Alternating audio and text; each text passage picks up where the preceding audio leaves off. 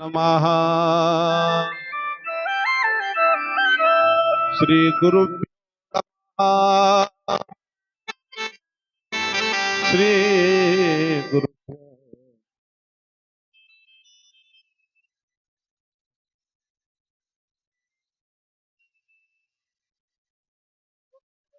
महाकाय सूर्यकोटि समप्रभा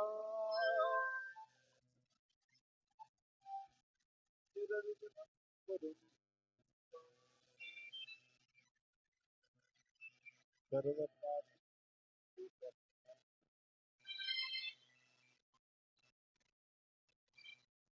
गणनाथ सरस्वती रवि शुक्र बृहस्पति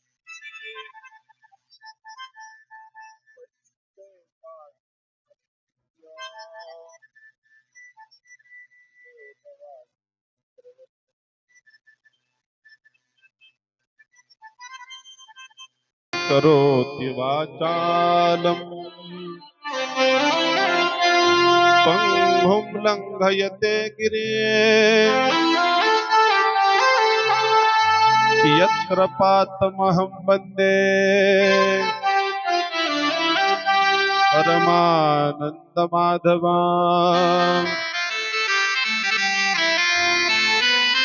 नारायणं नमस्कृत्य नरं चैव नरोत्तमम् देवीं सरस्वतीं व्यासां ततो जयमुदीरये वसुदेवसुतं देवं कंसचाणूरमर्दना देवकी परमानन्द कृष्ण वन्दे जगद्गुरो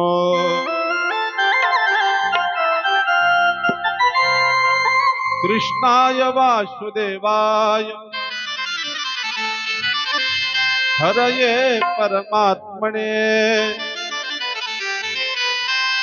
प्रणतक्लेशनाशाय गोविन्दाय नमो नमः गोविन्दाय नमो नमः गोविन्दाय नमो नमः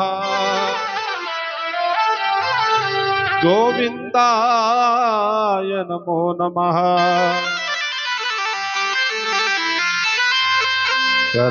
करारविन्देन्दु पदारविन्दं करारविन्देन्दु पदारविन्दम्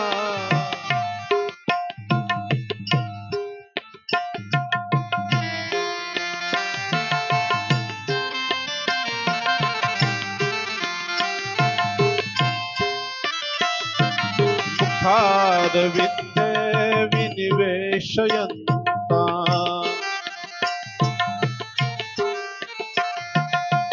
वटस्य पत्रस्य कुटेशयाना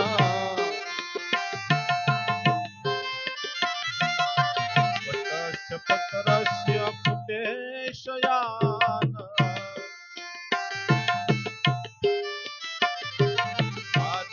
मुकुन्दं मनसा स्मरामि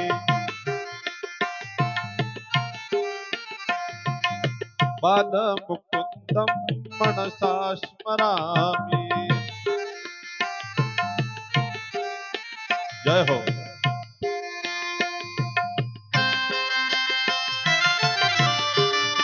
ताली वाजवायची ताली इको बंद हेलो हेलो हेलो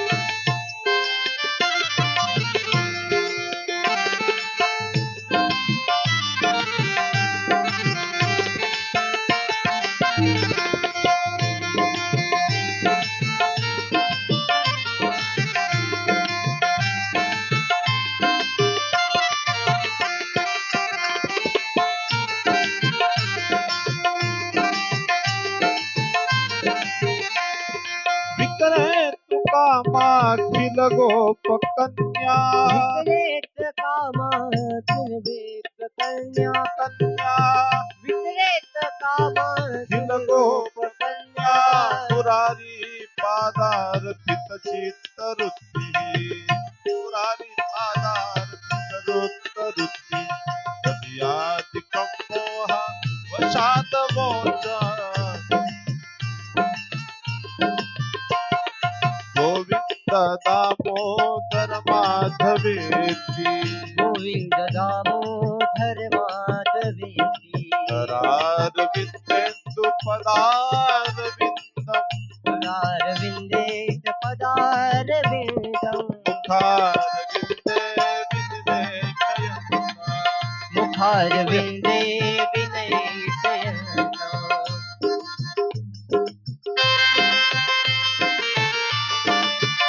टाळी वाजवायची टाळी थोडस भजन आणि त्यानंतर कथेला सुरुवात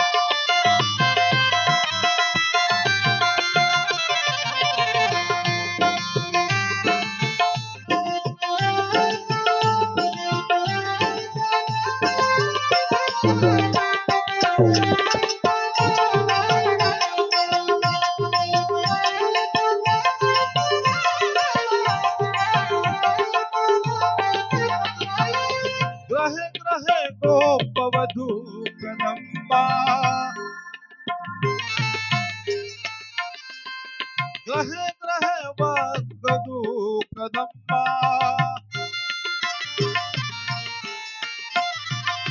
सर्वे मिलित्वा समवाय योगा सर्वे मिलित्वा समवाय योगा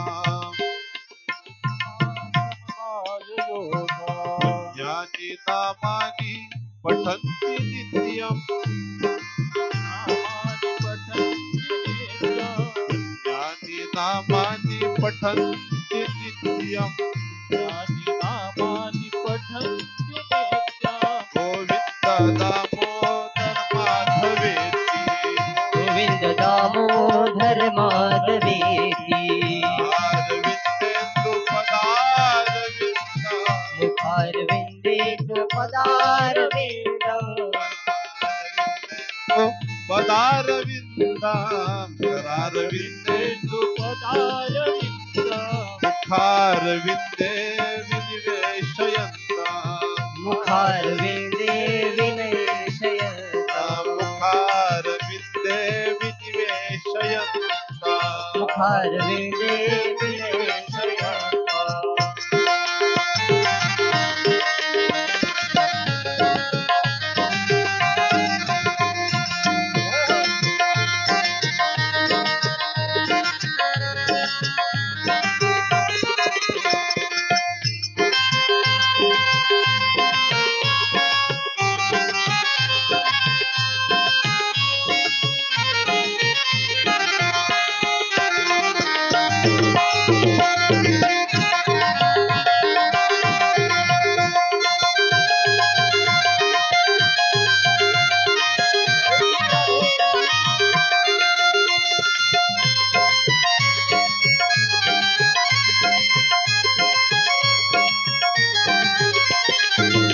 जय हो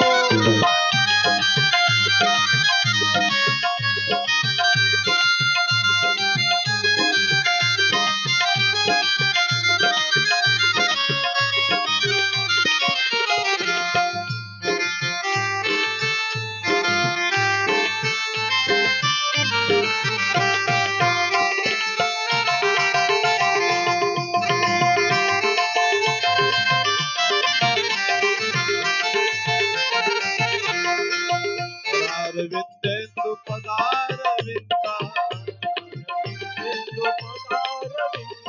मुखारविन्दे विनिवेशयन्तम् मुखारविन्दे विनयशयन्तम् वटस्य पत्रस्य पुटेशयान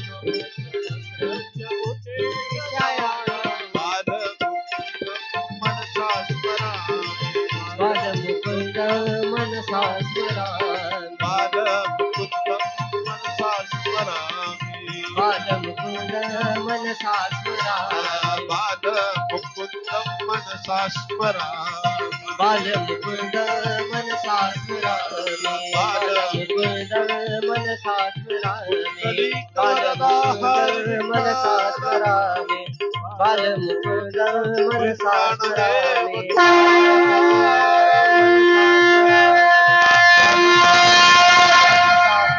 माऊली ज्ञानेश्वर महाराज की जय जगद्गुरु तुकाराम महाराज की जय सब संतन की जय आज के आनंद की जय अवधूत चिंतन श्री गुरुदेव दत्त अवतार कृष्ण भगवान की जय जय जय श्री राधे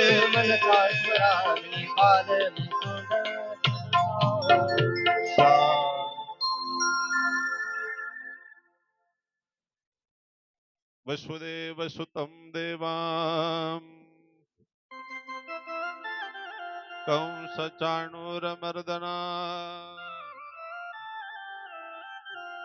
देवकी परमानंदं नजर ठेवा कृष्णं वंदे जगद्गुरो कृष्णं वंदे जगद्गुरो बंद करा आवाज दे मॉनिटरचा थोडासा आवाज सोडा सच्चिदानंद रूपाय विश्वोत्पत्त्यादि हेतवे तापत्रय विनाशाय श्रीकृष्णाय वयं नमः मुखं करोति वाचालं पंगुं लंघयते गिरिं यत्कृपातमहं वन्दे परमानंद माधव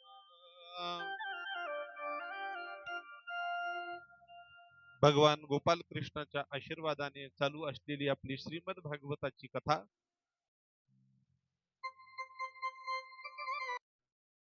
आणि श्रीमद भागवत कथेचा असणारा आजचा आपला हा द्वितीय नाम दुसरा दिवस आहे.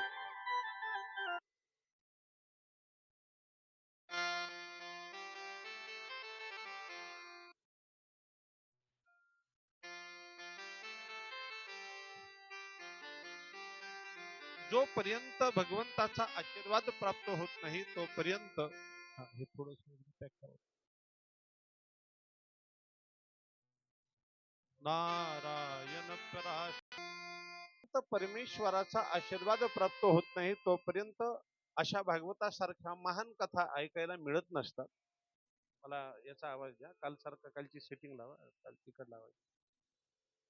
नारायण परम योगे थोडा बेस द्या. नारायण परम तपः नारायण परम ज्ञानम नारायण परागती. जोपर्यंत ईश्वराचा आशीर्वाद प्राप्त होत नाही तोपर्यंत भागवतासारख्या महान कथा ऐकायला मिळत नसतात भाविकांनो.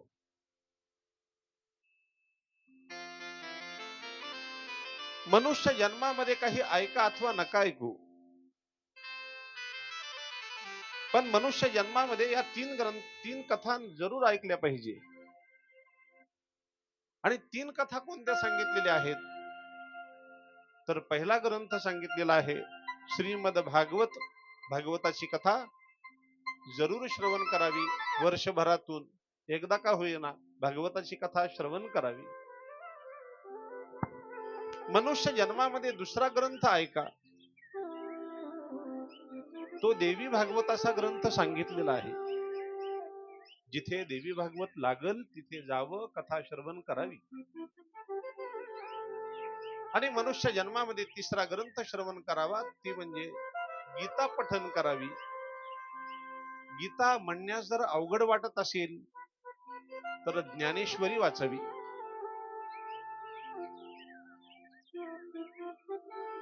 आमच्या ज्ञानदेवांना माहिती होतं की गीता पठन करण्यास फार अवघड आहे, म्हणून ज्ञानदेव ज्ञानदेवांनी ज्ञानेश्वरी लिहिलेली आहे, अगदी सोप्या भाषेमध्ये ज्ञानेश्वरी लिहिलेली आहे. तुम्ही ज्ञानेश्वरी वाचा, पारायण करा. आपल्याला एकदा पारायण केल्यानंतर ज्ञानेश्वरी नाही कळणार, अजून एकदा पारायण करा तरी सुद्धा नाही कळणार, तिसऱ्यांदा पारायण करा, चौथ्यांदा पारायण करा, पाचव्यांदा पारायण करा ज्ञानेश्वरीचं. मग हळूहळू हळूहळू ज्ञानेश्वरीची भाषा कळायला लागते. ज्ञानसागर, विचारसागर याचा अभ्यास जर केला तर मात्र ती ज्ञानेश्वरी चांगली कळते. मी तर असं म्हणेल की तुम्ही पुणेकर अतिशय भाग्यवान आहात की तुम्ही इथंच आळंदी जवळच आहे. आजही त्या आळंदीला जर तुम्ही गेला तर समाधीचं दर्शन जरी घेतलं आणि तिथे डोकं जरी टेकवलं तरी सुद्धा ती माऊली आहे. आणि ती माऊली आपल्यावरती कृपा केल्याशिवाय राहत नाही. सारे विश्वशी माझे घर म्हणणारी ती माऊली, ती आमची ज्ञानदेव माऊली आहे. तुम्ही फार भाग्यवान आहात. ही आळंदी अतिशय जवळ आहे. आणि ज्यावेळेस वारीला सुरुवात होते त्यावेळेस आळंदीवरूनच वारी निघते. अनेक संत त्या ठिकाणावरून निघतात, पण खरी वारी आमची आळंदी इथून ज्यावेळेस सुरुवात होते त्यावेळेस तुम्ही सगळेजण भाविक भक्त आमच्या वारकरी लोकांची किती सेवा करतात. म्हणून सेवा करण्यामध्ये आमचे पुणेकर अतिशय अव्वल पहिल्याच क्रमांकावरती आहेत पहा. आणि त्या सेवेमुळे तुम्हाला हे चांगलं फळ मिळतंय. हे सेवेचं फळ आहे. नक्कीच माणसाने सेवा केली पाहिजे. सगळ्या गोष्टी वाया जाणार भाविकांनो, पण केलेली सेवा ही कधी वाया जात नसते. ही कुठल्या ना कुठल्या रूपामध्ये आपल्याला ती मिळतच असते. सेवा, आपल्याला मेवा मिळत असतो. सेवा केल्यानंतर कुठल्याही रूपामध्ये मेवा मिळेल. मग तुम्ही अगदी इथून झाडून जरी घेतलं तरी ती सेवाच झाली. तुम्ही जेवायला वाढलं ती सेवाच झाली. तुम्ही इथली जागा स्वच्छ केली सेवाच झाली. चहा दिला सेवाच झाली. आणि मेवा कुठल्याही रूपामध्ये मिळू शकतो. मुलाला नोकरी लागत नसेल, नोकरी लागून जाईल. मुलाचं लग्न होत नसेल, निश्चित लग्न होईल. संतती होत नसेल मुलांना, नक्की संतती होईल. ही सेवा केल्यानंतर मेवा मिळत असतं आणि मेवा नक्कीच मिळतो. पहा, सगळ्या गोष्टी वाया जाणार पण सेवा कधीच वाया जात नसते. भागवताची सेवा तर सगळ्यात महत्वाची सांगितली. मी फक्त 10 मिनिट थोडंसं अध्यात्म सांगेल आणि त्यानंतर कथेकडे वळतो. कारण पहिले 10 मिनिट जे आपण आलेलो असतो ना त्यावेळेस फ्रेश असतो, आणि ज्यावेळेस फ्रेश असतो त्याच वेळेस थोडक्यात हे अध्यात्म सांगितलं की जरा ते पटतं. आणि 3 तास मी अध्यात्मच जर सांगत राहिलो तर एक व्यक्ती सुद्धा इथे बसणार नाही. कारण डोक्यावरून जर सगळं ज्ञान गेलं तर माणसं बसत नसतात. म्हणून सोप्या भाषेमध्ये ज्ञान सांगावं लागतं. मनुष्य जन्मामध्ये मनुष्य सेवा अत्यंत महत्वाची आहे, मात्र ती सेवा झाली पाहिजे. संसारासाठी 24 तास आहे, 12 महिने 18 काळ, 365 दिवस संसारासाठी द्या. पण प्रभू हे म्हणतात की मन 7 दिवस तरी इथं ये, 7 दिवस तरी दे, 7 दिवस तरी कथा ऐक, 7 दिवस तरी पारायण कर. हे 7 दिवस अत्यंत महत्वाचे आहेत. कारण आपल्या सुद्धा आयुष्यामध्ये हेच 7 दिवस आहेत. या 7 दिवसात आपल्याला निघायचंय, जायचंय. पण हे 7 दिवस नाहीत, काळजी करू नका. या 7 दिवसात कोणालाही धक्का नाही लागणार. पण कथा संपल्यानंतरचे 7 दिवस मात्र सांगू शकणार नाही. काळाची उडी पडण्याच्या आधी भगवत भक्ती करावी आणि पुण्य आपल्या सोबत घेऊन जावं. भागवतामध्ये सांगितलं तरी काय आहे? भागवतामध्ये भक्तीविषयी प्रतिपादन केलेलं आहे. भागवताच्या 9 स्कंदामध्ये नवविध भक्तीचं प्रतिपादन केले भाविकांनो. 9 स्कंद म्हणजे नवविध भक्ती. श्रवणम कीर्तनम विष्णू, श्रवण करा. स्मरणम पाद सेवनम,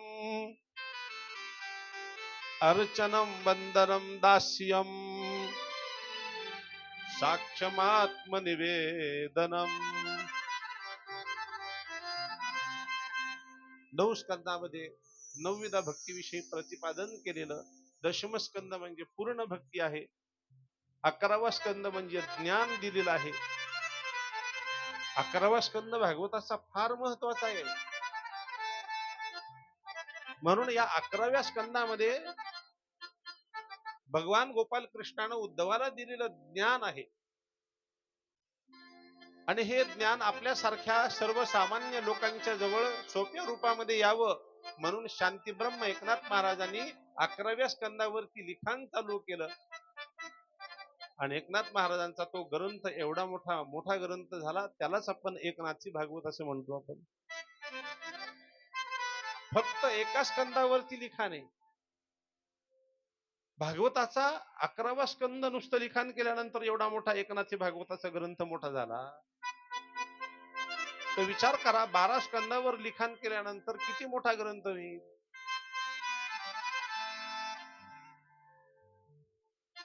म्हणून अधिकार असावा लागतो. अधिकार असल्यानंतरच या ग्रंथामध्ये हात घालता येतो. बाकीच्या संतांनी नाही ग्रंथाला हात लावला बर का. फक्त शांती ब्रह्म एकनाथ महाराजांनीच या ग्रंथाला स्पर्श केला आणि एकनाथी भागवत आपल्यासाठी प्रगट केलं. 11वा स्कंद म्हणजे ज्ञान आणि 12वा स्कंद वैराग्य सांगितलेलं आहे. आपण सगळेजण काल कथा ऐकत असताना आपण सगळ्यांनी सुंदर कथा ऐकलेली. ती कथा म्हणजे महात्म्याची कथा, म्हणजे गोकर्ण चरिताची कथा काल आपण ऐकलेली. गोकर्ण चरित्र, धुंदुकारीचा उद्धार झाला होता भागवताची कथा ऐकून. म्हणून भागवताची सेवा करा, कथा श्रवण करा, जिथे कथा लागेल तिथे जा, नक्कीच उद्धार होईल.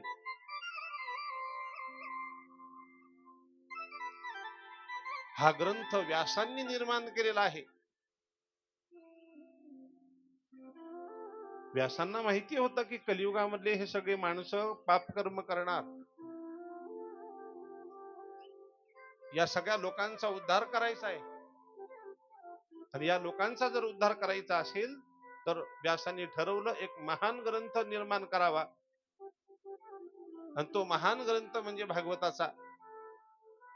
गोकर्णाने भावाच्या उद्धारासाठी जी कथा लावली, ही धुंदुकारीचा उद्धार झाल्यानंतर ही गोष्ट आपल्या ब्रह्मदेवाला कळली बर का. ब्रह्मदेवाला नवल वाटलं की नुसती भागवताची कथा ऐकल्यानंतर त्या धुंदुकारी एवढा पापी आणि त्याचा उद्धार झाला. ब्रह्मदेवाला असं वाटलं की एवढा पापी आणि उद्धार होण्याचं कारण काय. तर ब्रह्मदेव खाली उतरले. पारड आणण्यात आलं. एका पारड्यामध्ये भागवताचा महान ग्रंथ ठेवण्यात आला आणि दुसऱ्या पारड्यामध्ये इतर बाकीचे सगळे ग्रंथ ठेवण्यात आले. पण ज्या ग्रंथाचं वजन जास्त होतं, अधिकार जास्त होता, तो भागवताचाच ग्रंथ महान ठरलेला आहे. भागवताचा ग्रंथ महान का ठरला तर 18 पुराणांचं वर्णन या ग्रंथामध्ये आलेलं आहे. 17 पुराणांचं वर्णन या ग्रंथामध्ये आलेलं आहे. आणि व्यासांनी विचारपूर्वक या ग्रंथाला नाव दिलेलं आहे भागवत. भा म्हणजे सगळेजण या. भागवत या शब्दाचा अर्थ तरी आहे का नाही. पूर्ण भागवत जरी कळलं पण भागवत या शब्दाचा अर्थ तरी कळला पाहिजे. 4च शब्द या ग्रंथाला. भागवत, भागवत. भा म्हणजे सगळेजण या. भाती वेदेषु सर्वेषु गती सर्वत्र श्रोतृणाम. भागवताची कथा ऐकल्यानंतर प्रत्येक माणसाला गतीच मिळते. म्हणून ग असं हे दुसरं अक्षर व्यासांनी दिलेलं आहे, भाग. आणि वरिष्ठम सर्व शास्त्रेषु, तिसरा शब्द व. सगळ्या ग्रंथामध्ये वरिष्ठ आणि श्रेष्ठ ग्रंथ जर कुठला असेल तर तो भागवताचा. म्हणून तिसरं अक्षर व ठेवण्यात आलं. आणि चौथा अक्षर त. तत्वम भागवत विदुः. सगळ्या ग्रंथाचे तत्व या एका ग्रंथामध्ये आलेले आहेत आणि तो म्हणजे भागवताचा ग्रंथ आहे. खरं सांगू भाविकांनो, परमेश्वराला जर भेटायचं असेल तर परमेश्वराला भेटण्याची जागा म्हणजे भागवत आहे. प्रभू कुठेच भेटणार नाही आपल्याला. तीर्थक्षेत्री तर देव नसतोच. कारण भगवंतानी स्वतः सांगितलेलं आहे, ना अहम वसामी वैकुंठे योगिनाम हृदये रवो. काल आमच्या होळकर साहेबांनी सुंदर वर्णन केलं होतं. का आनंद वाटला पा. आमच्या अशा जातीची माणसं जर भेटली ना की मोठा आनंद. मद्भक्त यत्र गायंती तत्र तिष्ठन्ति नारद. भगवान म्हणतात मला जर भेटायचं असेल तर भागवत. माझे भक्त ज्या ज्या ठिकाणी गायन करतील त्या त्या ठिकाणी मी आहे. म्हणून भगवान कुठे आहेत तर सत्संगामध्ये भगवान आहेत. अनेक तीर्थक्षेत्री गेलो पण तिथे लुटारू बसलेले आहेत. पण देवाला जर भेटायचं असेल तर भागवत सत्संग. प्रभू म्हणतात मी इथे आहे, सत्संगामध्ये आहे मी. कोई गाव ढूंढे कोई देश ढूंढे, कोई गाव ढूंढे कोई देश ढूंढे, कोई गाव ढूंढे कोई गाव ढूंढे कोई देश ढूंढे, गाव ढूंढे कोई देश ढूंढे, तेरा पता नहीं लगता, तेरा पता नहीं लगता, भगवान कहाँ मिलता, भगवान यहाँ मिलता, भगवान कहाँ मिलता, भगवान यहाँ मिलता.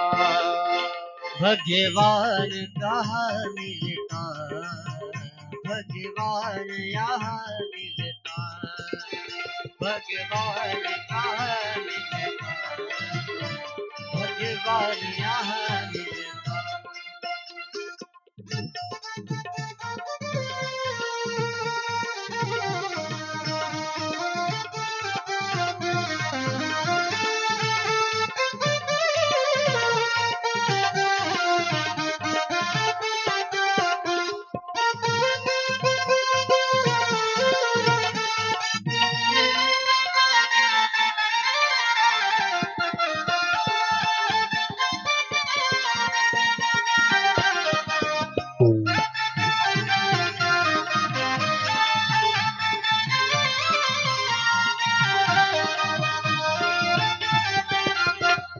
काशी देखी मथुरा देखी, काशी देखी मथुरा देखी, काशी देखी मथुरा देखी, काशी देखी मथुरा देखी, ना राम मिला ना श्याम मिला, ना राम मिला ना श्याम मिला, ना राम मिला ना श्याम मिला, ना राम मिला ना श्याम मिला. तू सबसे बड़ा तेरा नाम बड़ा, तू सबसे बड़ा तेरा नाम बड़ा, तू सबसे बड़ा तेरा नाम बड़ा, तू सबसे बड़ा तेरा नाम बड़ा, तेरा पता नहीं लगता, तेरा पता नहीं लगता. भगवंताला जर भेटायचं असेल तर बारकाईने आहे का तर परमेश्वर कुठे, तेरा पता नहीं लगता, तेरा पता नहीं लगता, भगवान कहाँ मिलता, भगवान यहाँ मिलता, भगवान कहाँ मिलता, भगवान यहाँ मिलता.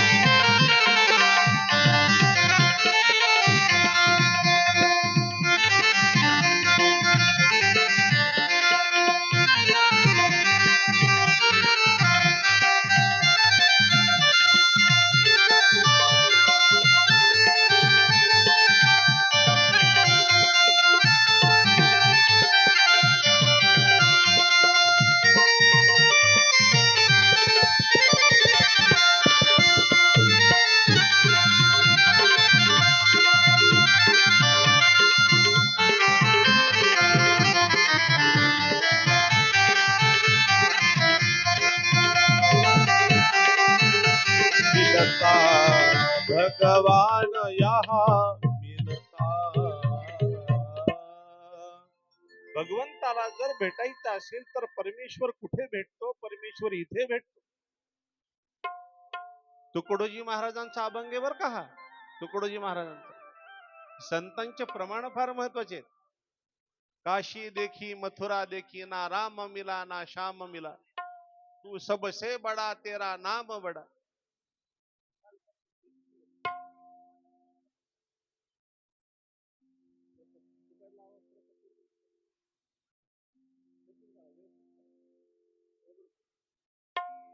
देवदेव महादेव भूतात्मन भूत भावना सच्चितानंदाय रूपाय. तिकडला आवाज थोडा कमी करा. तिकडे आवाज येतोय ना, पण जरा जास्त येतोय का? हा, थोडा आवाज कमी ठेवा. टॉप कमी ठेवा. तिकडले मोठाली. विश्वोत्पत्त्यादी हेतवे तापत्रय विनाशाय श्रीकृष्णाय वयम नमः. आता आवाज येतोय तिकडे व्यवस्थित? परमेश्वराला जर भेटायचं असेल तर ती जागा म्हणजे भागवत ही जागा सांगितली. भागवताला फार मोठं महात्म्य प्राप्त झालेलं आहे आणि व्यासांचं हे शेंडी फळ आहे.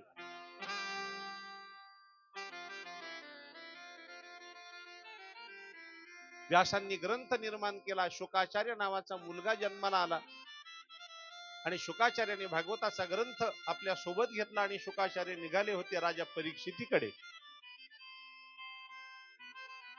परीक्षिती कोण आहे? हा राजा आहे. राजा.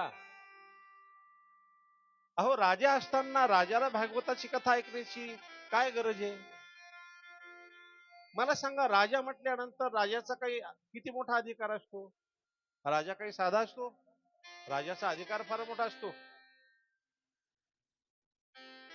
परीक्षितीला भागवताची कथा ऐकण्याची गरज काय?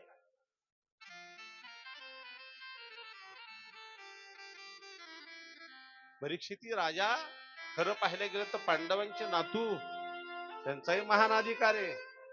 राजा म्हणजे ही एक देवाची गादी सांगितलेली आहे. ही भगवान गोपाल कृष्णाने उद्धवाला 11व्या स्कंदामध्ये सांगितले, माझ्या विभूत्या सांगितल्यात. विभूत्यामध्ये राजा ही देवाची गादी विभूती. महिन्यामध्ये मार्गशीर्ष महिना ही माझी विभूती. मुरलीमध्ये नारायण ही माझी विभूती. अर्जुन भक्तामध्ये अर्जुना तू माझी विभूती. काही विभूत्या सांगितल्यात. म्हणून ही जी गादी राजाची असते की नाही, ती म्हणजे विभूती आहे, देवाची जागा आहे ती. राजाचा अधिकार महान असतो, साधा नसतो. आपल्याला अधिकार कळलाय, राजाची ताकद कळलेली आहे. तुम्हाला कळली ना राजाची ताकद काय येते? एका रात्रीतून नोटा बंद करून टाकल्या होत्या बुवाना. किती धावपळ झाली होती तुमची, आठवते ना तुम्हाला? कुठे ठेवू कुठे ठेवू.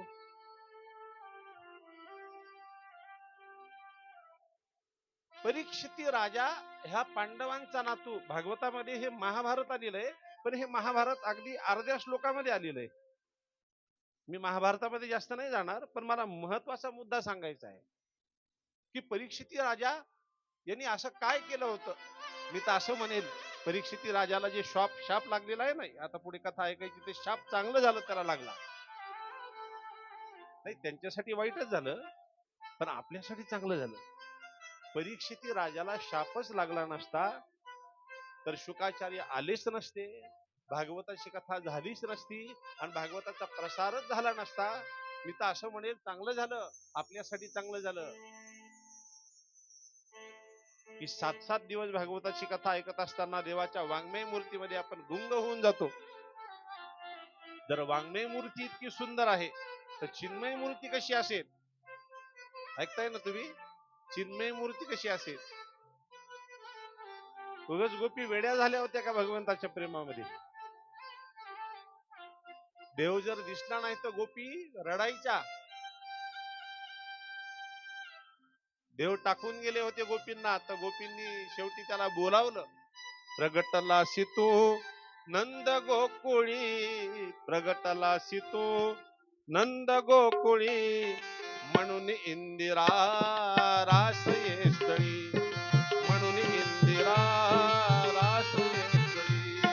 प्रगटलासी तू नंद गोकुळी, प्रगटलासी तू नंद गोकुळी म्हणून इंदिरा रास ये स्थळी, म्हणून इंदिरा रास ये स्थळी.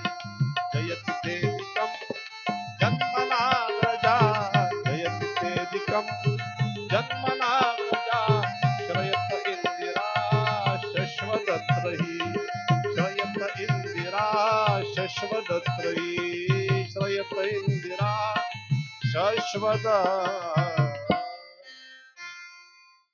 देवाची चिन्मय मूर्ती अशी होती की गोपींनी देवाला बोलावलं, भगवंताला यावं लागलं.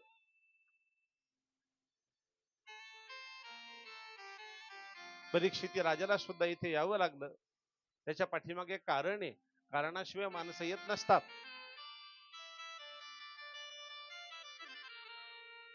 राजा परीक्षिती हा पांडवांचा नातू, उत्तरेचा अभिमन्यूचा मुलगा. महाभारत थोडक्यात आलेलं आहे. कौरव पांडवांचं भारतीय महायुद्ध झालेलं, आणि युद्ध होण्याचं कारण काय, तर एकच कारण आहे. 5 पांडव दुर्योधनाला आपला हिस्सा मागत होते, अर्ध राज्य दे. पण दुर्योधन म्हणत होता पांडवांना, सुईच्या टोकावर मावेली एवढी मृत्तिकाना माती सुद्धा देणार नाही. पांडवांना असं वाटलं मूर्खाच्या नादी काय लागावं. दुर्योधन अतिशय मूर्ख होता. चांगल्या चांगल्याचा अपमान केला, विदुर काकाचा अपमान केला. मूर्खाच्या जास्त नादी लागायचं नसतं. कोणापासून किती हात दूर राहावं त्याचंही वर्णन भागवतामध्ये केलेलं आहे. शकटम पंचहस्तेषु दशहस्तेषु वाजिनाम, हस्ते हस्त सहस्त्राणाम देशत्यागोपी दुर्जने. रस्त्यानं एखादा घोडा जात असेल तर 5 हात दूर चाला. दशहस्तेषु वाजिनाम, रस्त्यानं एखादा हत्ती जात असेल 10 हात दूर चाला. हस्ते हस्त सहस्त्राणाम, एखादं वाहन जात असेल 1000 हात दूर चाला. आणि देशत्यागोपी दुर्जने, दुष्ट लोकांपासून माणसाने कायमस्वरूपी देश सोडून बाजूला राहावं, ते गाव सोडून बाजूला राहावं. दुर्योधन अतिशय मूर्ख. पांडवांनी विनंती केलेली होती की आमचं अर्ध राज्य दे, पण अर्ध राज्य देत नव्हता. ठेवा का येतो जवळ. शेवटी पांडवांनी भगवान गोपाल कृष्णाला बोलावलं आणि गोपाल कृष्णाला बोलावून सांगितलं की देवा तुम्ही या, तुम्ही तरच दुर्योधनाला सांगा. भगवान गोपाल कृष्ण आले, दुर्योधनाला सांगितलं. दुर्योधन ऐकत नव्हता. शेवटी भगवान गोपाल कृष्णाने दुर्योधनाला सांगितलं, तुला जर अर्धा हिस्सा पांडवांचा द्यायचा नसेल तर तुला युद्ध करावं लागेल पांडवांसोबत. हसला दुर्योधन, आम्ही 100 कौरव, हे 5 पांडव आमच्याशी काय युद्ध करणार. भगवंताने नियम सांगितले, 18 दिवसाचं युद्ध राहील. रथावाल्याने रथावाल्याशी युद्ध करायचं, सेनापतीनं सेनापती सोबत युद्ध करायचं, राजानं राजासोबत युद्ध करायचं, प्रधानानं प्रधानासोबत युद्ध करायचं. युद्ध चालू असताना कोणी पळून जात असेल तर शस्त्र त्याच्या अंगावर टाकायचे नाही. सूर्य उदय झाल्यानंतर युद्धाला सुरुवात आणि सूर्यास्त झाल्यानंतर युद्ध संपणार. 18 दिवसाचं भारतीय महायुद्ध ठरवलं. एक सांगू का, महाभारत म्हणजे धर्मानं चाला हे शिकवलेलं आहे भगवंतांना महाभारतातून आपल्याला. धर्मानं चाला, दुसऱ्याचं खाऊन नाही जमत. एक ना एक दिवस ते फेडावंच लागतं. महाभारतापासून शिकायला मिळतं धर्मानं चाला. भगवान म्हणतात तुम्ही जर धर्मानं चालला तर मी तुमच्या पाठीशी आहे. मग समोर गुरु द्रोणाचार्य का असना, समोर भीष्माचार्य का असना, समोर दुर्योधन का असना, कृपाचार्य का असना, पण तुम्ही जर धर्मानं चाललात मी तुमच्या पाठीशी राहील. तुमच्या गुरुचा सुद्धा मी नाश करील तुमच्यासाठी, पण तुम्ही धर्मानं चाललात तर. भगवंतानं योजना केली. 18 दिवसाचं भारतीय महायुद्ध चालू झालं. ज्यावेळेस युद्धाचा पहिला दिवस होता त्यावेळेस आपले गुरु द्रोणाचार्य समोर दिसले. अर्जुन म्हणतात नको असं धन प्रभू आपल्याला, चला. भगवंतानी शेवटी गीता सांगायला लावली. की तू धर्मानं चालतोय, तू योग्य करतोय, तुझा अर्धा हिस्सा आहे हा, तुला घ्यायलाच पाहिजे. माणसानं धर्मानं वागावं, पण आपण धर्मानं चालत असताना कुणी जर आडवा आला तर त्याचा त्याग करावा. नियमानं जर चाललं तर एखादा व्यक्ती जर अनियमानं चालत असेल, आपला हिस्सा घेत असेल, तर त्यासाठी जर भांडावं जरी लागलं तरी भांडावं. आमचे गोंदवलेकर महाराज भावाला भांडले होते बर का. गोंदवलेकर महाराज, भाऊ हिस्सा देत नव्हता. त्यावेळेस गोंदवलेकर महाराज म्हणतात की ही जागा माझी आहे, नाही ही जागा माझी आहे. भांडण चालू झालं होतं गोंदवलेकर महाराजाचं आणि त्यांच्या भावाचं. कोर्टापर्यंत हे भांडण गेलेलं होतं. गोंदवलेकर महाराज कोर्टापर्यंत गेले होते. आणि ज्यावेळेस ती केस जिंकली होती गोंदवलेकर महाराजांनी, त्यावेळेस बर का केस ती जिंकली, आणि त्यानंतर गोंदवलेकर महाराजांनी तो जो जे काही हिस्सा होता तो आपल्या भावाला देऊन टाकला. घे, तुला फार इच्छा आहे ना, घे घे, तुलाच घे, मला नको हा हिस्सा. मग भाऊ म्हणतो, अरे दादा, तुला जर हा हिस्सा मला द्यायचाच होता तर मला कोर्टापर्यंत का भांडलास तू? तर गोंदवलेकर महाराज म्हटले होते, जो अधर्मानं चालत असेल तर त्याच्याशी भांडावं. आपल्यावर जर नेहमी आपल्यावर जर आपल्या विरोधात जर आपण चांगला आहोत, आपण नियमानं चालत आहोत, परंतु एखादा व्यक्ती आडवा येत असेल तर त्याला जागेवर आणण्यासाठी आपण मात्र भांडलं पाहिजे. भगवान गोपाल कृष्ण म्हणतात, अर्जुना 5 पांडव आहे हो, तुम्हाला युद्ध करावं लागणार. 18 दिवसाचं भारतीय महायुद्ध चालू झालं, आणि हे युद्ध ज्यावेळेस पांडवांनी जिंकलं, 5 पांडव विजयी होऊन घरी आले. अश्वत्थामा होता, दुर्योधन खाली कोसळलेला होता, लोळत होता, 18वा दिवस. आणि या दुर्योधनानं अश्वत्थाम्याचे कान फुकलेले होते. अश्वत्थामा निघालेला होता हातामध्ये तलवार घेऊन, पांडवांच्या वंशाला दिवा सुद्धा शिल्लक ठेवणार नाही. आणि तलवार घेऊन अश्वत्थामा निघाला आला पांडवाच्या महलामध्ये, मशाली विझवण्यात आलेल्या. आणि पहिलं डोकं तपासलं, दुसरं डोकं तपासलं, अंधार होता, तिसरं डोकं तपासलं तर पांडवांचे पोरं झोपलेले होते, ते 5 पांडव नव्हते. भगवान गोपाल कृष्ण हे सगळं प्रसंग पाहत होते. भगवान पांडवाकडे आले होते आणि पांडवाला सांगितलं, चला पांडव हो चला. अरण्यामध्ये घेऊन गेले. अश्वत्थाम्याने तलवार हातामध्ये घेतली आणि लेकरांच्या माना कापल्या. ते लेकरांचे मुंडके घेऊन अश्वत्थामा आला आणि दुर्योधनाला म्हणतो, बघ दुर्योधना, पांडवांना तू मारू शकला नाहीस, मी मारले पांडवांना, तुला दाखवण्यासाठी मुंडके आणले पांडवांचे, बघ. दुर्योधनाने मान वरती करून पाहिलं, पाहतोय तर काय ते पांडव नव्हते, पांडवांची मुलं होते.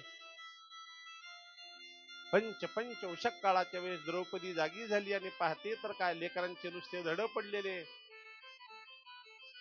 मुंडके तिथे नव्हते. रक्त बंबाळ झालेला तो सगळा परिसर.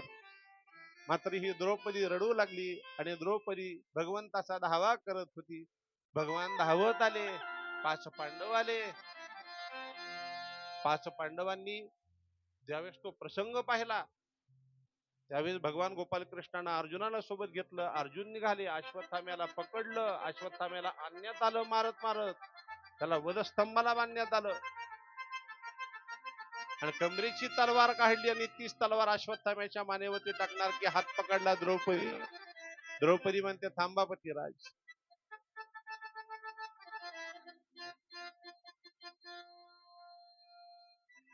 त्याला मारू नका, हा तुमच्या गुरुचा मुलगा आहे. आत्ताच मला पुत्र शोक झालेला आहे, तुमच्या गुरुमाईला पती शोक झालेला आहे, युद्धामध्ये तुमचे गुरु मारलेत तुम्ही, आणि तुमच्या गुरुमाईला हा पुत्र शोक सहन होणार नाही. पुत्र शोक काय आहे ते मला विचारा, सोडून द्या याला. डोक्यावरचे अर्धे केस, अर्धी दाढी, अर्धी मिशी कापण्यात आली, अपमान करण्यात आला, अश्वत्थाम्याला हाकलून देण्यात आलं. विद्वान माणसाचा नुसता अपमान जरी केला तरी सुद्धा तो मेल्याच जमा आहे बर का. अश्वत्थामा निघाला कर कर दातोट खात, मी पांडवाच्या वंशाला दिवा सुद्धा शिल्लक ठेवणार नाही. आणि पाहतोय तर काय, तर रस्त्यानं जात असताना एक प्रसंग पाहिला, तर उत्तराया तो गर्भ, माडीवरती उत्तरा होती, तिचा गर्भ वाढत होता. अभिमन्यू पत्नी अभिमन्यू चक्रव्यूहामध्ये मारले गेले होते. पांडवांचा नातू जन्माला येणार होता. मी पांडवाच्या वंशाला दिवा सुद्धा शिल्लक ठेवणार नाही, कारण त्यांनी माझा अपमान केलेला आहे. ब्राह्मणाचा राग फार कठीण असतो, साधू संताचा राग फार कठीण असतो. एकतर हे संतापत नाही, तर संतापले तर काही खरं नाही. पण विद्वानाला शरण जावं, नम्रतेनं शरण जावं. जाता जाता अश्वत्थामेनं ब्रह्मास्त्र सोडलं आणि ब्रह्मास्त्र उत्तरेच्या गर्भाला लागलं. उत्तरा भगवंताचा धावा करत निघाली. भगवंताचं कार्य संपलेलं. भगवान निघाले होते द्वारकेला, रथामध्ये बसलेले होते आणि भगवान पाहताय तर काय, समोरून उत्तरा भगवंताचा धावा करत आलेली आहे. श्री कृष्ण गोविंद हरे मुरारी, हे नाथ नारायण वासुदेव. श्री कृष्ण गोविंद हरे मुरारी, हे नाथ नारायण वासुदेव. गोविंद हरे मुरारी, हे नाथ नारायण वासुदेव. गोविंद हरे मुरारी, हे नाथ नारायण वासुदेव. कृष्ण गोविंद हरे मुरारी, हे नाथ नारायण वासुदेव. श्री कृष्ण हरे मुरारी, सगळ्यांनी मोठ्या प्रेमाने म्हणा, नारायण वासुदेव. हे नाथ नारायण वासुदेव, हे नाथ नारायण वासुदेव. हे नाथ नारायण वासुदेव, हे नाथ नारायण वासुदेव. आनंद देवेश जगन्निवास, ब्रह्मस्वरूपाय नमो नमस्ते. आनंद देवाय जगन्निवास, ब्रह्मस्वरूपाय नमो नमस्ते. श्री कृष्ण गोविंद हरे मुरारी, हे नाथ नारायण वासुदेव. कृष्ण गोविंद हरे मुरारी, हे नाथ नारायण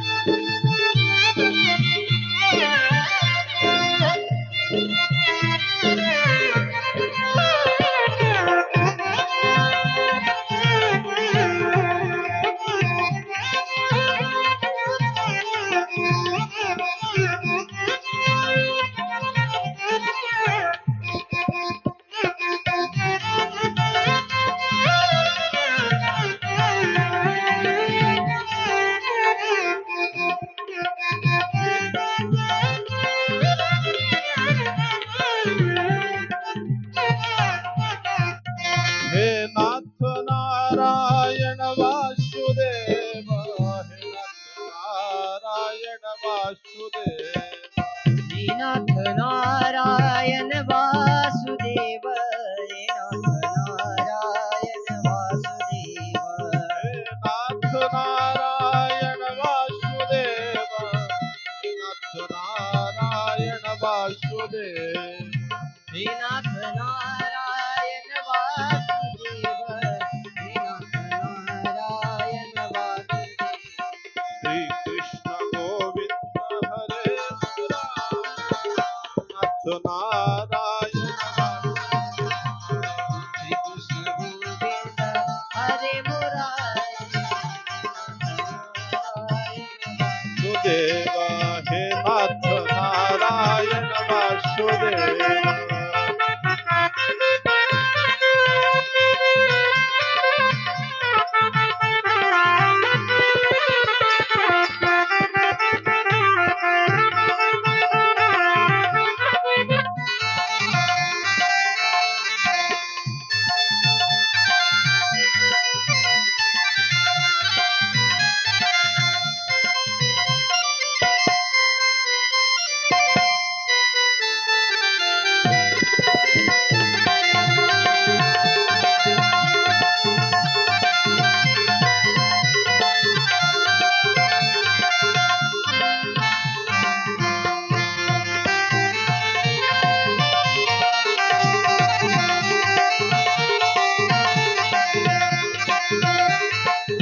हरे मुरारी हे नाथ नारायण वासुदेव हे नाथ नारायण वासुदेव हे नाथ नारायण वासुदेव हे नाथ नारायण वासुदेव.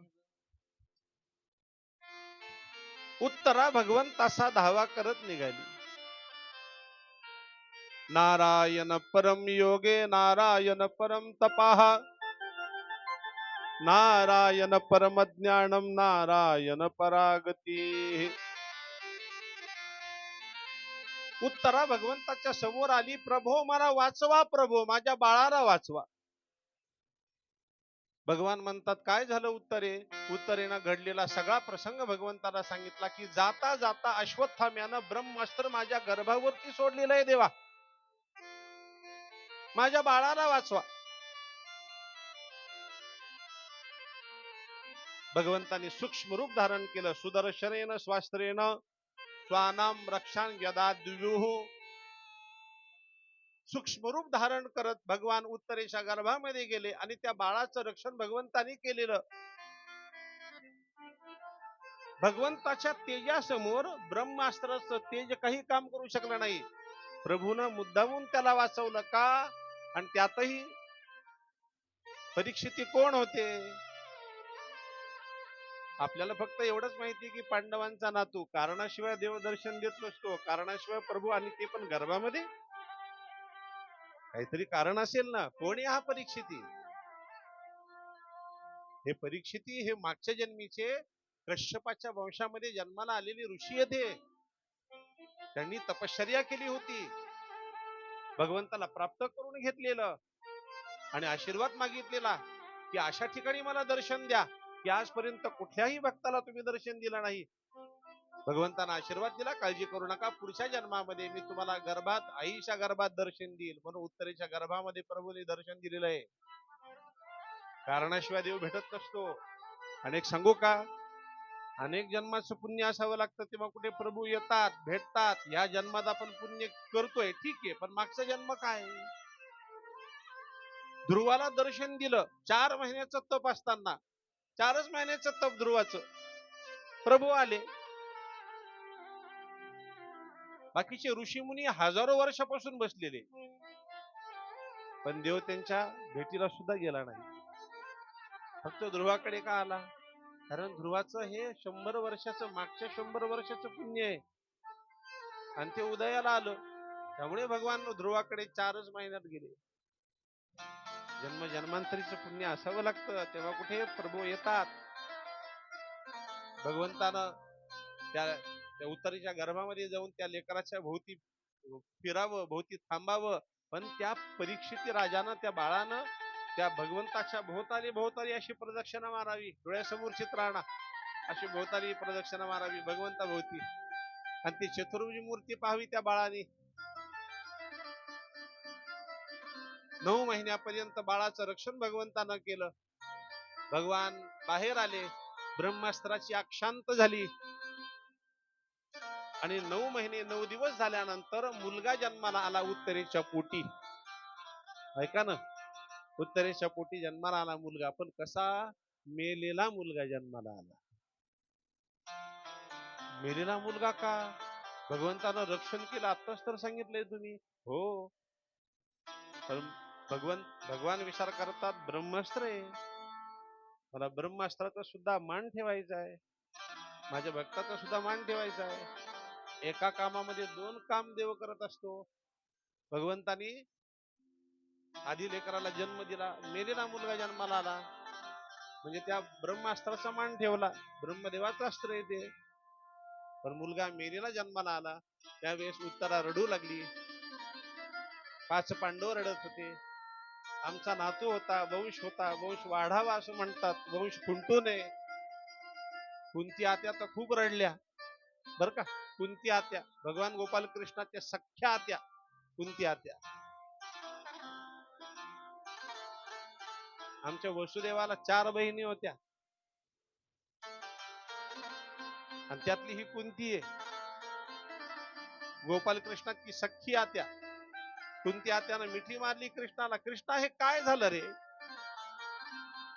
भगवान म्हणतात आत्या तुम्ही काळजी करू नका, मी जर आयुष्यात कधीच चोरी केली नसेल तर हे पोरग जिवंत होईल. आत्यानं मस्तक पकडलं, हे पोरग काही जिवंत होत नाही, कारण जन्मल्यापासून हातवाऱ्या करायला लागलाय. आत्या माझ्यावर विश्वास नाही, मी जर आयुष्यामध्ये कधी खोटं बोललो नसेल तर पोरग जिवंत होईल. आत्यानं मस्तक पकडलं, अगं बाई पोरग काही जिवंत होत नाही, कारण कधी खरं बोललंच नाही. आता माझ्यावर विश्वास नाही तुम्हाला, मी जर खरा ब्रह्मचारी असेल ना तर पोरग जिवंत होईल. ब्रह्मचारी? अरे कृष्णा कशाचा ब्रह्मचारी, तू 16,108 बायका आहेत तुला. भगवंताने मुखातून फक्त शब्द काढला, मी खरा ब्रह्मचारी असेल तर मुलगा जिवंत होईल. मुलगा ताडकन उठून बसला आणि तेच आमचे परीक्षिती राजा जन्माला आले. सर्व देवांनी जय जयकार केलेला होता. गोपाल कृष्ण भगवान की. 16 सहस्त्र बायका असून सुद्धा भगवान ब्रह्मचारी आहेत. म्हणून इथे एक संतांनी प्रमाण इथे वापरलेलं आहे बघा. अनंत ब्रह्मांड उदरी हरी हा बालक नंदागर, ह्याप्रमाणे नवल केवडे केवडे नकळे कानोबाचे कोडे. नवल केवडे केवडे नकळे कानोबाचे कोडे. संतांचं प्रमाणे केवडे केवडे नकळे कानोबाचे कोडे. नवल केवडे केवडे नकळे कानोबाचे कोडे. केवडे केवडे नकळे कानोबाचे कोडे. अनंत ब्रह्मांड उदरी हरी हा बालक नंदागर. अनंत ब्रह्मांड उदरी बालक नंदाघरी. अनंत ब्रह्मांड उदरी हरी हा बालक नंदाघरी.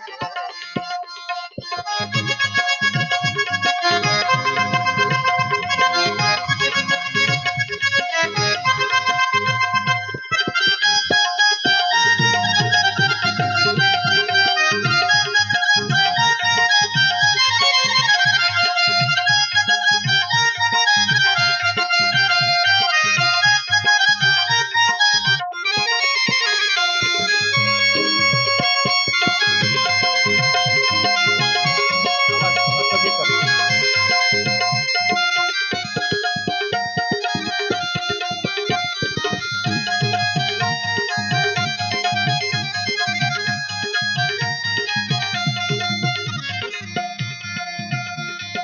अनंत ब्रह्मांड उदरी हरी हा बालक नंदाघरी.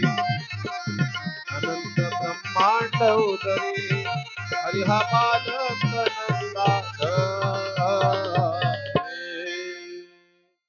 नवल केवडे केवडे नकळे कान्होबाचे कोडे. हे कोड 4 वेदाला सुद्धा उलगडता आलं नाही. ऐका ना, 6 शास्त्राला सुद्धा हे उलगडत आलं नाही. कारण प्रभो 16 सहस्त्र बायका असून सुद्धा ब्रह्मचारी आहेत. मुलगा जिवंत झाला आणि मुलगा निरीक्षण करत होता, परीक्षण करत होता. मला इथे कुठे 4 हाताचा दिसतोय का, जो गर्भामध्ये मला दिसलेला आहे.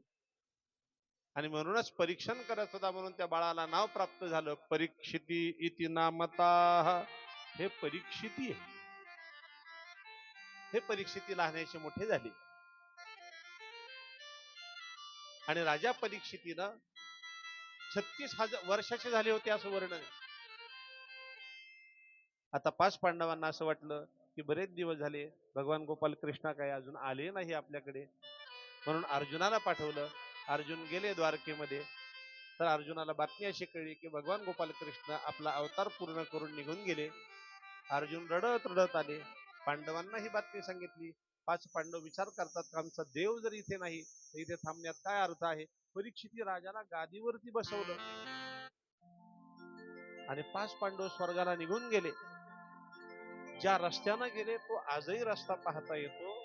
आपण जर माणागाव काल आपला विषय झालाय ना, तिथून 5 पांडव स्वर्गाला गेले तो वर्णन. बद्रीनाथाच्याच पुढे मानागाव, आणि तिथेच ते भागवत लिहिल्याची ती भागवत जिथे लिहिलं ती गुफा, व्यासांची गुफा, व्यासांचा आश्रम शाम्य अप्राश नावाचा तिथेच आहे. सरस्वती नदी तिथेच पाहायला मिळते. दोन ठिकाणी सरस्वती नदी दर्शन देते. एक म्हणजे तिथे माणागाव, आणि दुसऱ्या ठिकाणी दर्शन देते ते म्हणजे त्रिवेणी संगम प्रयागराज, दुसऱ्या ठिकाणी दर्शन देते. बाकी सरस्वती नदी गुप्त, आणि त्याच मानागावच्या पुढे रस्त्यानं पायी पायी जर पुढे गेलात तर स्वर्गाला जाण्याचा रस्ता आहे. मी मुद्दामून सांगतोय तुम्हाला रस्ता, बर का. कदाचित उपरती झाली तर स्वर्गाला जाण्याचा रस्ता. 5 पांडव स्वर्गाला निघून गेले. परीक्षिती राजाचं राज्य चालू झालं. परीक्षिती राज्य सुखानं राज्यकारभार करत होते. सुजलाम सुफलाम. एक दिवस परीक्षिती शिकार करण्यासाठी आले, आणि पाहतायत तर काय, एक काळा कुट्ट व्यक्ती होता, आणि तो काळा कुट्ट व्यक्ती म्हणजे कली होता.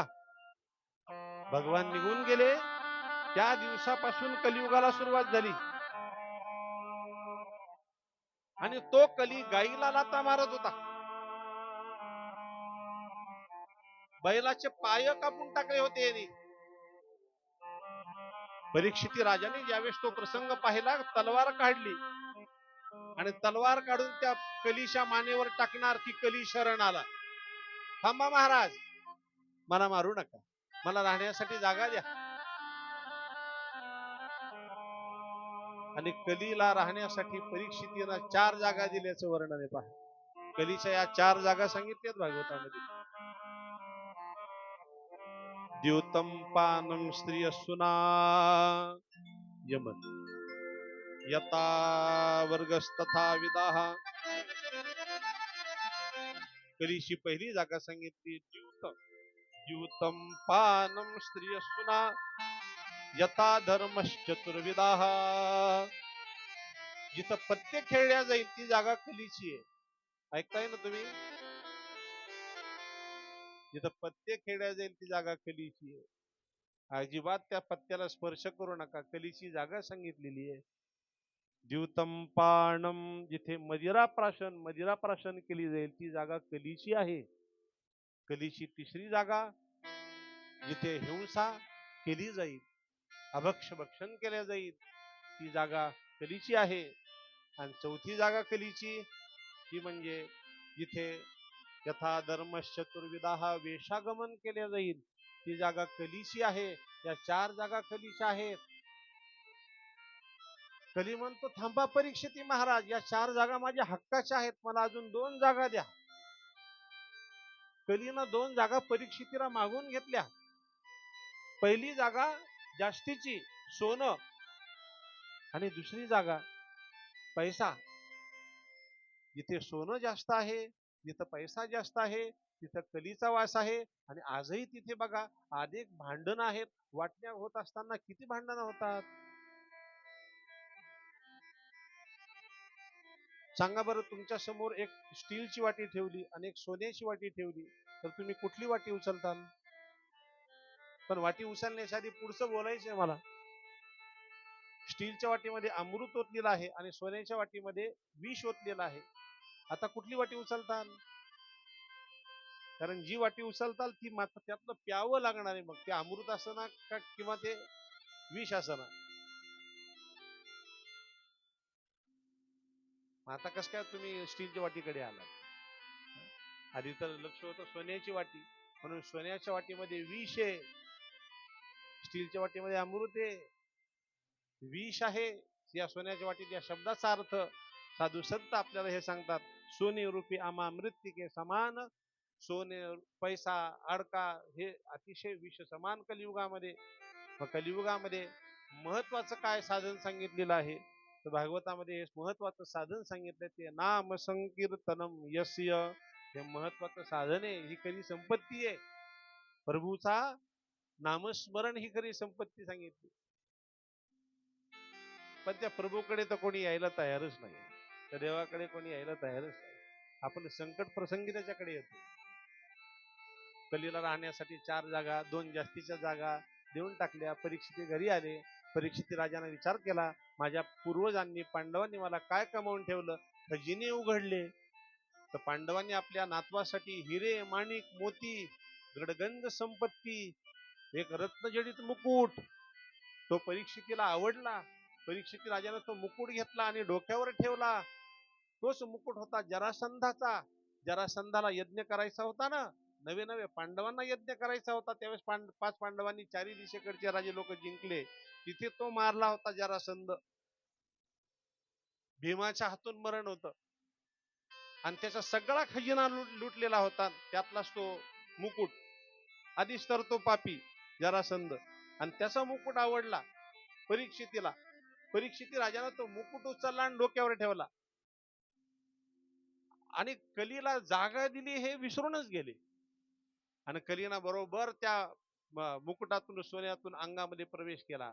शास्त्र इथं असं सांगतं, पापी लोकांचे वस्त्र जर आपण धारण केले तर आपल्याला सुद्धा पाप लागत असतं. दुसऱ्याचे वस्त्र धारण करू नका, दुसऱ्याची चप्पल सुद्धा घालू नका, दुसऱ्याचे कपडे घालू नका. मग कस काय तुम्ही साडी मागता शेजारणीला? अगं लग्नाला जाऊन येऊस तर दे म्हण. पापी लोकांची कुठली जरी वस्तू जर वापरली तर आपल्याला सुद्धा ते पाप लागत असतं. परीक्षिती राजाला शिकार करण्याची दुर्बुद्धी सुचली. निघाले शिकार करण्यासाठी. वाघाला मारलं, सिंहाला मारलं, हरणाला मारलं. हरणानं मांडीवर प्राण सोडून गेला. अरण्यात शिकार करत होते. तहान लागली परीक्षितीला आणि परीक्षिती राजा जवळच्या जवळ झोपडी होती. त्या झोपडीमध्ये आले. ते शमी ऋषींची झोपडी होती. त्या झोपडीमध्ये आल्यानंतर अतिशय शांत वाटू लागलं. शिकार करून आलेले परीक्षिती राजा, हत्या करून आलेले, पण त्या झोपडीमध्ये आल्यानंतर शांत वाटतं. काही काही जागाच अशा असतात की तिथं गेल्यानंतर मनाला शांती लाभते. एखाद्या जागेवरती पापी माणसाला, क्रूर माणसाला जर शांत वाटत असेल तर ती जागा साधारण नाही. कुणीतरी तपस्वी होऊन गेला, तिथे तप करून गेला, म्हणून त्या जागेवरती आपल्याला शांत वाटतं. परीक्षिती राजा पाहतायत तर काय, ती जागा होती, ती झोपडी होती, आमच्या शमीक ऋषींची झोपडी होती. तपश्चर्या करून करून त्या जागेला सुद्धा दिव्यत्व प्राप्त झालेलं. परीक्षिती राजाला मोठा शांत आणि आनंद वाटू लागला त्या झोपडीमध्ये. आणि शमीक ऋषी बसलेले होते तर पिण्यासाठी पाणी मागितलं. महाराज पाणी द्या मला. पण उठले नाही शमीक ऋषी. कसे उठतील? ध्यानस्थ बसलेले होते. साधू संताची झोपडी चांगली आमचे तुकडोजी महाराज वर्णन करतात. येतात तरी सुखे या, जातात तरी सुखे जा. येतात तरी सुखे या, जातात तरी सुखे जा. कोणावरी न बोजा या झोपडीत माझ्या. कोणावरी न बोजा या झोपडीत माझ्या. येतात तरी सुखे या, जातात तरी सुखे जा. तरी सुखे जा, कोणावरी न बोजा या झोपडीत माझ्या. कोणावरी न बोजा या झोपडीत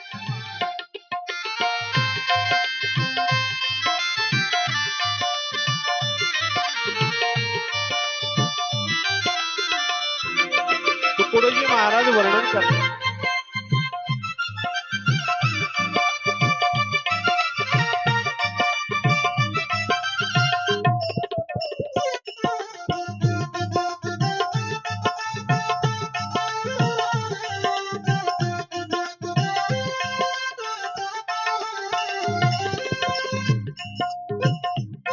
राजा सजी महाली सौखी कधी मिळाली.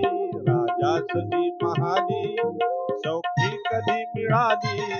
ही सर्व प्राप्त झाली या झोपडीत माझ्या.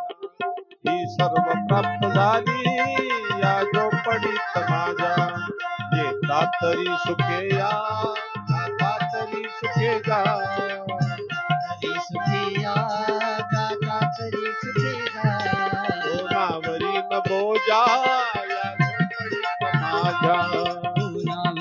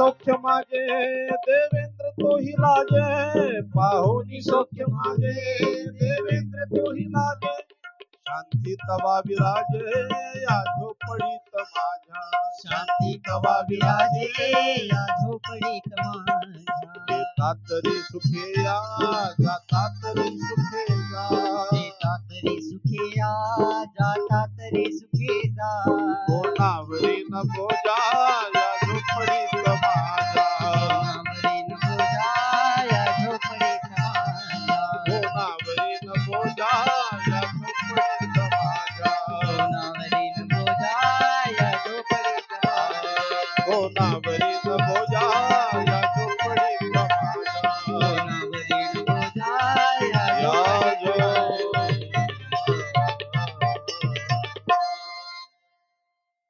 राजा परीक्षिती त्या झोपडीमध्ये आले.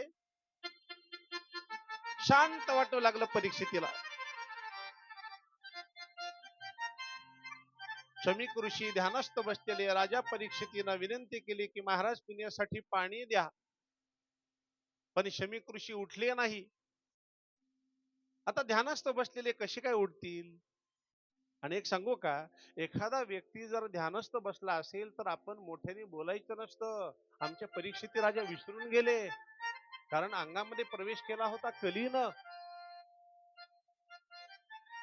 कुठे जर सत्संग चालू असेल तर मोठ्याने बोलायचं नसतं, शांत राहायचं असतं. आपल्या घरामध्ये जर कोणी जपाला बसला असेल, मोठ्याने बोलायचं नसतं. आपल्याकडनं होत नाही तर दुसऱ्याला तरी त्रास देऊ नये. काही नियम सांगितलेत, परमार्थाचे सुद्धा काही नियम आहेत. परीक्षिती राजा विसरून गेले. परीक्षिती राजानं परत एकदा पिण्यासाठी पाणी मागितलेलं होतं, पण शमीक ऋषी उठले नाही. राग आला परीक्षितीला. परीक्षितीनं बाण काढला बाहेर आणि आत्ताच कोणीतरी मारलेला सर्प होता आणि तो उचलला आणि गळ्यामध्ये टाकून अपमान केला ते शमीक ऋषीचा. परीक्षिती राजानं अपमान केला, निघून गेले. जवळ लहान मुलं खेळत होते. त्या लहान मुलांनी शमीक ऋषीच्या मुलाला, शृंग नावाचा बालक, त्याला जाऊन सांगितलं की तुझ्या वडिलाच्या गळ्यामध्ये कोणीतरी मृत सर्प टाकला. धावत आला मुलगा, वडिलाच्या गळ्यातला मृत सर्प पाहिला आणि त्या शृंग बाळानं हातात पाणी घेऊन शाप दिला. ज्या दुष्टानं माझ्या वडिलाच्या गळ्यात पाणी हातामध्ये घेऊन शाप देऊ लागला, जा मी शाप देतो. त्या दुष्टाला, त्या ज्यांनी माझ्या वडिलाच्या गळ्यात सर्प टाकलाय, 7व्या दिवशी तक्षक नावाचा सर्प येईल, दंशून मरेल. हातातलं पाणी दिलं सोडून आणि आपल्या वडिलाच्या जवळ बसून धाय मोकळून रडू लागला तो बाळ. आपल्या लेकराच्या रडण्याचा आवाज शमीक ऋषीच्या कानावरती आला. शमीक ऋषी डोळे उघडून पाहतायत तर बाळ रडतोय. त्याला जवळ घेतलं. छोटासा बाळ होता शृंग. त्याला जवळ घेऊन अंगावरून हात फिरवला आणि विचारलं, काय झालं बाळा शृंगा, रडायला? बाबा, तुमच्या गळ्यात कुणीतरी मेलेला सर्प टाकला. गळ्याकडे पाहिलं आणि मेलेला सर्प तो काढला शमीक ऋषीनं हातात आणि असं फेकून दिला. अरे बाळा, मेलेला सर्प आहे, एवढं घाबरत असतात का रे बाळ? नाही नाही बाबा, मी सर्पाला पाहून नाही घाबरलो, तर ज्या दुष्टानं तुमच्या वडिलाच्या गळ्यामध्ये मृत सर्प टाकला त्याला मी शाप दिलेला आहे की तक्षक नावाचा सर्प येईल, दंशून मरेल. मला दुःख एका गोष्टीचं वाटतंय, ज्या दुष्टानं तुमच्या गळ्यामध्ये मृत सर्प टाकला त्या माणसाजवळ फक्त 7च दिवस शिल्लक राहिले. तो स्वतःचा उद्धार कसं करणार? म्हणून मी रडतोय बाबा. ते आपल्या बाळाचे शब्द ऐकल्यानंतर मग शमीक ऋषीला असं वाटलं की कोण आलेलं होतं. शमीक ऋषीनं ध्यान लावून पाहिलं तर या राज्याचा राजा होता, परीक्षिती होता. निघाले शमीक ऋषी परीक्षिती राजाला सांगण्यासाठी आणि परीक्षिती राजा इकडे डोक्यावरचा मुकुट काढून बसले. त्यांच्या डोळ्याच्या समोरून एक एक पाप चाललेलं. आत्ताच मी शमीक ऋषीच्या गळ्यामध्ये सर्प टाकून आलो, वाघाला मारलं, सिंहाला मारलं, हरणाला मारलं. अरे अरे, काय झालं माझ्या हातूने? आमच्या पूर्वजांनी साधू संतांची सेवा केली, मी तर अपमान केला, हे बरोबर झालं नाही. आणि त्याच वेळेला ते शमीक ऋषी समोर येताना दिसले. परीक्षिती राजानं साष्टांग दंडवत घातलं शमीक ऋषींच्या चरणावरती. महाराज, मला क्षमा करा महाराज, मी फार मोठा अपराध केलेला आहे. माझा उद्धार होईल का सांगा. शुका इथे शमीक ऋषी म्हणतात, अरे मी तुला क्षमा केलेली आहे, पण माझ्या मुलानं तुला क्षमा केली नाही. माझा मुलगा शृंगतीने तुला शाप दिलेला आहे. स्वतःचा उद्धार कर बाळ. माझा उद्धार कसा होईल. तुझा उद्धार तुला भागवताची कथा ऐकल्यानंतरच होणार आहे. जा. निघून गेले शमीक ऋषी आणि इकडे परीक्षिती राजा आले. आणि आजही जिथं बसून भागवताची कथा ऐकली ती जागा शुकताल नावाची जागा आजही आपल्याला पाहायला मिळते. आयुष्यात एकदा का होईना त्या शुकताल गावी जावं आणि भागवताची कथा तिथे ऐकावी. दोन ठिकाणी भागवत ऐका, शुकताल आणि दुसरी जागा नेहमी शारण्य. या दोन ठिकाणी भागवताची कथा ऐका. परीक्षिती राजांना हात जोडले. प्रत्येक साधूला विचारावं, माझा उद्धार करताल का.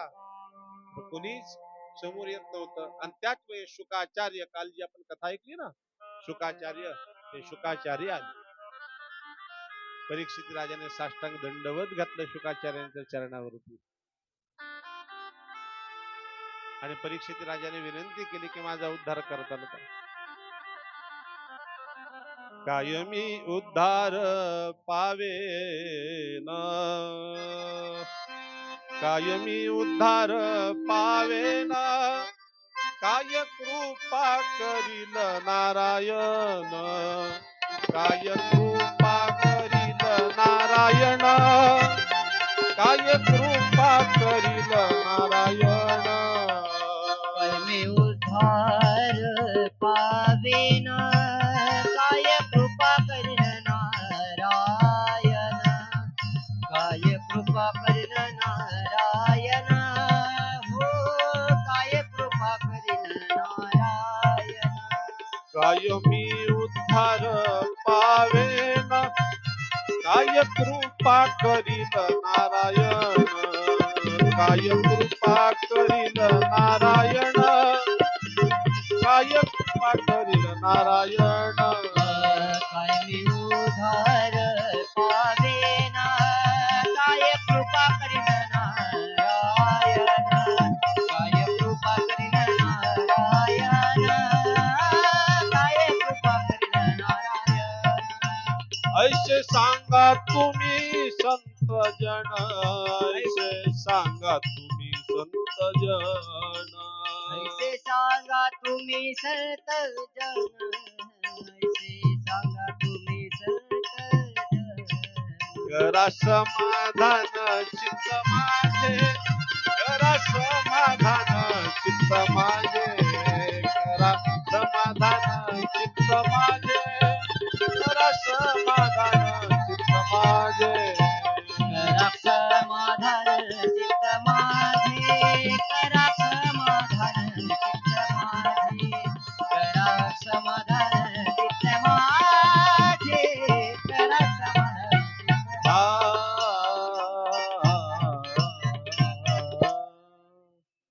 परीक्षिती राजानं शमीक ऋषीला, शुकाचार्यांना, जे शुकाचार्य आलेले होते त्या शुकाचार्यांना हात जोडून विनंती केली की माझा उद्धार करताल का शुकाचार्य महाराज.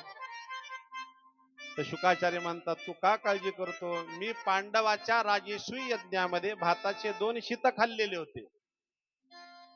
काय म्हणतात शुकाचार्य, पांडवांच्या राजेश्वी यज्ञामध्ये भाताचे 2 शीत खाल्लेले होते, म्हणून तुझा उद्धार करण्यासाठी मी आलोय. तू पांडवांचा नातू आहेस. राजेश्वी यज्ञामध्ये पांडवाच्या 2 शीत खाल्ले होते भाताचे, म्हणून इथे यावं लागलं शुकाचार्यांना परीक्षिती राजाचा उद्धार करण्यासाठी. आपण लोकांचं किती किती काय काय खातो,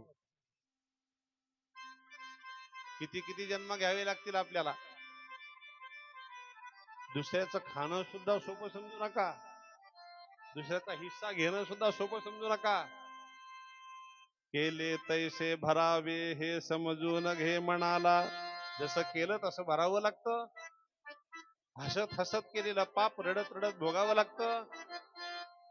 पाप करत असताना आनंद वाटतो, परंतु भोगण्याची वेळ येते त्यावेळेस किती यातना होतात मग कळतं. केले तैसे भरावे हे समजून घे म्हणाला, आणि हे सर्व काही चुकद्या प्रभू नाम घे मुखाला. देवाचं नाव मुखाला घे. परीक्षित राजानं हात जोडला आणि शुकाचार्याने विनंती केली, मला भागवताची कथा सांगा. शुकाचार्य म्हणतात, तू काळजी करू नको, मी तुला भागवत सांगतो, बस माझ्या समोर आणि मी तुझा उद्धार करीन. आत्ताशी इथून पुढे खरं भागवत चालू झालंय. तुम्ही म्हणताल महाराज हे तुमचं 1.5-2 पासून चालू होते, वाया गेलं का? वाया नाही. भागवताचा हा पहिला स्कंद पूर्ण झाला. आपण द्वितीय स्कंदामध्ये प्रवेश करतोय. परीक्षिती राजाने काही प्रश्न विचारलेले होते आणि ते प्रश्न कुठले आहेत ते वर्णन मी तुम्हाला करतो. अगदी 1-5 मिनिटाची विश्रांती घेऊ आणि त्यानंतर आपण परीक्षिती राजाने कुठले प्रश्न विचारले. आपल्याला या द्वितीय सत्रामध्ये दत्त महाराजांचा जन्म करायचा आहे. अतिशय सुंदर कथा मी तुम्हाला द्वितीय सत्रात प्रतिपादन करतो. एक अगदी 10 मिनिटाची 5 मिनिटाची विश्रांती. गोपाल कृष्ण भगवान की